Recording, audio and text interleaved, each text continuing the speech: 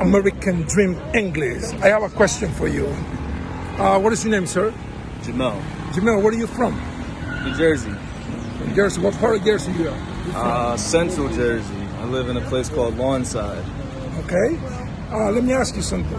What do you think goes first if you want to learn a new language? Orality or grammar?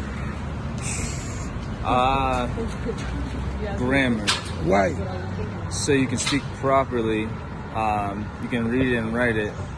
You'll know what you're looking at. You know what you're saying. So you can speak it properly. So you're saying that a person who doesn't know how to read it, how to read and write, cannot learn how to talk? No, that's not it. You definitely can learn how to speak without learning how to read or write. I just think grammar, learning the grammar first, and then learning the oral after would help you speak more properly. Okay, so which one goes first? It's a hard question. Everyone learns differently, but my preference, I would say grammar. Grammar. Yeah. Thank you.